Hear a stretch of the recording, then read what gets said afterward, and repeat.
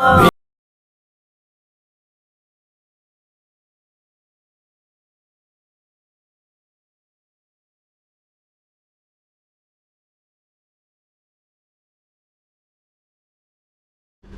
علی بھائی، اسی کانٹیکس میں ایک سوال بنتا ہے کہ حضرت حسن اور حضرت حسین رضی اللہ تعالیٰ عنہما کو نبی کریم صلی اللہ علیہ وسلم نے جنت کی بشارت دی اور کہا کہ یہ جنتی جوانوں کے سردار ہیں۔ اہل تشیع کی طرف سے ایک الزامی سوال پیش کرتے ہیں، وہ لوگ یہ کہتے ہیں کہ جنت میں تو تمام جو انسان ہیں وہ جوان ہو کر جائیں گے، تو اس طریقے سے تو حضرت حسین اور حضرت حسن جو ہیں وہ ابو بکر اور عمر سے بھی افضل ہو گئے، اور وہ اس سے آگے بڑھ کر کہتے ہیں کہ یہ تو پھر انبیاء سے بھی افضل ہیں حضرت حسین رضی اللہ تعالیٰ عنہ۔ ہم تھوڑا سا اس سے بھی آگے بڑھ جاتے ہیں، پھر امام حسن حسین تو مولا علی سے بھی افضل ہو گئے۔ ہاں، اور پتہ لگے گا، اور دماغ دی رگاں کھلن گیا کہ نہیں یار مولا علی سے تو نہیں، پھر تو آڈی پوری ڈاکٹرائن ہی غلط ہے۔ اصل میں ان کو بات سمجھ نہیں آئی۔ میرا اس پہ کلپ بھی ہے، جنتی نوجوانوں کا سردار، جنتیوں کے سردار کون ہے؟ پھکی تو مل گئی نا آپ کو الزامی جواب، اینٹی وینم، کہ انبیاء سے بھی افضل ہیں، تو پھر اس میں تو حضرت علی کی بھی کوئی تخصیص نہیں ہے اس حدیث میں۔ یہ بخاری مسلم دونوں میں حدیث ہے۔ اما عائشہ کہتی ہیں سلام اللہ علیہا کہ ایک دن نبی الاسلام نے فاطمہ کو اپنے قریب بلایا، بلکہ وہ تو بڑے وجد میز الفاظ ہیں۔ حضرت عائشہ کہتی ہیں فاطمہ نبی کو ملنے کے لیے آئیں، اور اللہ کی قسم ان کی چال ڈھال بالکل نبی علیہ السلام کی طرح تھی۔ نبی علیہ السلام ان کے استقبال کے لیے کھڑے ہوئے، ماتھے پہ بوسہ دیا اور کہا مرحبا پیاری بیٹی، چادر بھی بچھا دیتے تھے۔ پھر باپ بیٹی بیٹھ کے آپس میں سرگوشی کرنے لگے، بیوی دور بیٹھی دیکھ رہی ہیں، سرگوشی کی۔ بخاری مسلم کے الفاظ ہیں، سیدہ فاطمہ نے رونا شروع کر دیا۔ پھر آپ نے دوبارہ کان میں ایک بات کی تو ہچکیاں تھم گئیں، مسکراہٹ آئی لب میں۔ نبی علیہ السلام جب چلے گئے تو حضرت فاطمہ سے پوچھا سیدہ عائشہ نے، بتاؤ کیا گفتگو ہوئی تھی؟ ان کا یہ میرا اور میرے باپ کے درمیان راز ہے، یہ میں نہیں بتا سکتی۔ حضرت عائشہ سمجھدار تھی، ان کو پتا تھا کہ نبی علیہ السلام کی مبارک زندگی میں ان سے یہ راز نہیں بلوا سکتی۔ وہ کہتی ہیں جب نبی علیہ السلام فوت ہو گئے تو پھر ایک دن میں نے فاطمہ کو بلا کے کہا کہ میں تمہاری ماں ہوں، تم پہ حق رکھتی ہوں، اس حق کا واسطہ تمہیں پیش کرتی ہوں، مجھے بتاؤ نبی علیہ السلام نے اس وقت تمہارے کان میں کیا کہا؟ تو انہوں نے کہا کہ پہلی دفعہ آپ نے فرمایا تھا کہ ان قریب میں دنیا سے رخصت ہونے والا ہوں، ہر سال جبرائیل علیہ السلام مجھ سے ایک دفعہ دورہ قرآن کرتے تھے، اس دفعہ 2 دفعہ کیا ہے، مجھے لگتا ہے یہ میری زندگی کا آخری سال ہے۔ اس پہ میں رو پڑی۔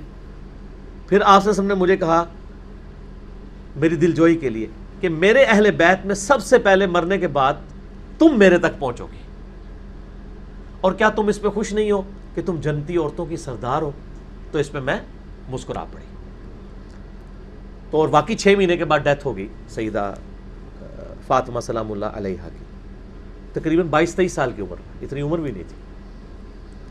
تو اس سے تو سیدہ فاطمہ کا ثابت ہوا۔ اب آ جائیں حسن و حسین۔ جامعہ ترمذی میں حدیث ہے، حذیفہ بن یمان کہتے ہیں کہ مجھے ایک دن میری ماں نے بلا کے کہا کہ تجھے کتنے دن ہوئے ہیں حضور کے پاس حاضری نہیں دی تو نے؟ کہا یار، کہا اماں جان 1 مہینے سے زیادہ گزر چکا ہے۔ اج تسی کہندے اسی ہوندے تے حضور دے قدمے 'چ ہی بیٹھے رہندے۔ نہیں سر، تسی ہفتے بعد اسے درس ہی جانا تہاڈے سے اوکھا ہو جاندا ہے، تسی بیٹھے رہندے، ایڈا سوکھا کام نہیں ہے۔ تیرے ہوتے جنم لیا ہوتا، تیرے قدموں سے لپٹ جاتا، یہ کرتا، لیکن رفع الیدین پھر بھی نہ کرتا، کیونکہ لوگ مجھے وہابی کہتے ہیں۔ آج بیٹھ کے یہ ساری سریلے راگ الاپے جا سکتے ہیں، ظاہر ہے کہ انسان نے اپنے سارے معاملات کو لے کے چلنا ہوتا ہے۔ تو حذیفہ بن یمان کہتے ہیں رازدار رسول ہے، منافقین کے نام ان کو بتائے ہوئے تھے۔ شاہ جی اس پاس نہ ٹور پویو کہ کیڑے نے، وہ اپنے بزرگوں کو پوچھو۔ اچھا، بخاری میں کہ حذیفہ بن یمان کو نبی علیہ السلام نے منافقین کے نام بتائے تھے، بخاری میں بھی ہے، مسلم میں بھی۔ حذیفہ بن یمان کہتے ہیں کہ مجھے میری والدہ نے کہا کہ بچہ آج جا حضور کے پاس حاضری دے، نماز پڑھ، اپنے لیے بھی دعا کرا، میرے لیے بھی دعا کرا۔ کہتے ہیں جی میں چل پڑا۔ اچھا، میں آپ صلی اللہ علیہ وآلہ وسلم کی خدمت میں پہنچا آلموسٹ مغرب کے اراؤنڈ اباؤٹ۔ تو کہتے ہیں میں نے ملاقات مناسب نہ سمجھی، مغرب کی نماز شروع ہوئی تو میں نے پیچھے نیت کر لی۔ مغرب کی نماز کے بعد میں نے کہا آپ سے صرف فارغ ہوں گے، آپ مغرب سے عشاء تک مسلسل نوافل پڑھتے رہے. اس سے میں کہتا ہوں مغرب سے عشاء کے درمیان نوافل پڑھنا سنت ہے، جتنے مرضی پڑھیں. کہتے ہیں میں پیچھے بیٹھا رہا. نبی الاسلام یعنی فجر سے اشراق بھی مسجد میں اعتکاف کرتے تھے اور مغرب عشاء بھی رک جایا کرتے تھے تاکہ عشاء پڑھ کے ایک دفعہ ہی جائیں گھر. حضرت حذیفہ کہتے ہیں میں پیچھے بیٹھا رہا. عشاء کی نماز بھی ختم ہو گئی، سب لوگ چلے گئے، نبی الاسلام بیٹھے ہوئے ہیں. پھر گھر سے آپ مسجد سے نکلے گھر کی طرف، کوئی اسٹریٹ لائٹ نہیں ہے، گھپ اندھیرا. نبی علیہ السلام چل پڑے. کہتے ہیں تھوڑی دیر بعد میں بھی ٹپ ٹپ پیچھے. نبی علیہ السلام رک گئے. کہا کون؟ حذیفہ؟ کہا یا رسول اللہ میں حذیفہ. آپ صلی اللہ علیہ وسلم کو چکے پیچھے سے نظر آتا تھا. آپ کو پتا ہے نا بخاری مسلم میں حدیث ہے، میں پیچھے بھی مجھے نظر آتا ہے. اور میں حذیفہ اللہ تجھے اور تیری ماں کو بخشے. آئے کس لیے تھے؟ اسی لیے اللہ تعالیٰ نے غیب کیا یعنی وہ خبر دے دی. آئے اس لیے تھے. لو جی سوال کہنے کی ضرورت ہی نہیں پڑی، جواب پہلے ہی مل گیا.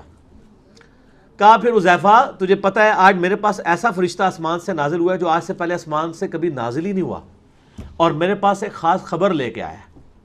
کہ یا رسول اللہ کیا؟ فرمایا مجھے اس فرشتے نے خبر دی ہے کہ آپ کی بیٹی فاطمہ جنتی عورتوں کی سردار ہے اور ان کے بچے حسن و حسین جنتی نوجوانوں کے سردار ہیں. یہ آخری حصہ ہے جو بیان کیا جاتا ہے، پوری حدیث اس طرح ہے. اور 5B پہ الحمدللہ میں نے پوری لکھی ہے تاکہ آپ کو ٹیسٹ آئے پڑھنے کا اس کو.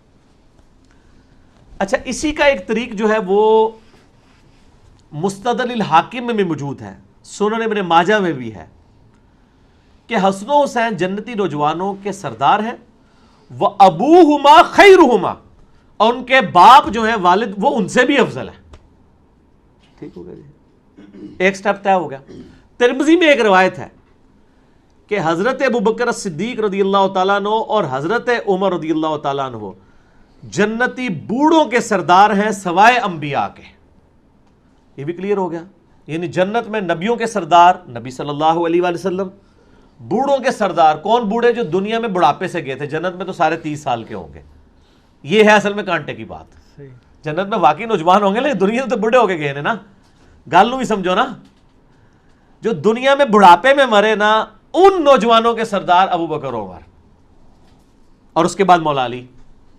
جو دنیا میں جوانی سے گئے، ٹھیک ہو گیا، ان کے سردار سیدنا حسن حسین.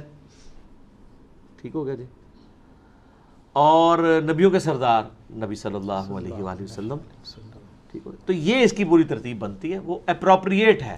آپ جب چیزوں کو ڈیسائیڈ کرنے جاتے ہیں نا تو ساری چیزوں کو سامنے رکھ کے نا چیزوں کو جوڑ کے ڈیسیژن لیا جاتا ہے. پک اینڈ چوز نہیں کیا جاتا کہ ہاں جی ایدے تو ہے مطلب نکل آیا نا. دوسری جگہ اس کی کلیریفیکیشن موجود ہوتی ہے. اگر حسن و حسین جنتی نوجوانوں کے سردار ہیں اور جنت میں سارے نوجوان ہوں گے تو پھر سب نبیوں کے بھی سردار بنے، پھر حضرت علی کے بھی سردار بنے؟ نہیں، ایسا نہیں ہے. ساری چیزوں کو جمع کر کے ایک اپروپریٹ سولوشن مل گیا. ٹھیک ہو گیا.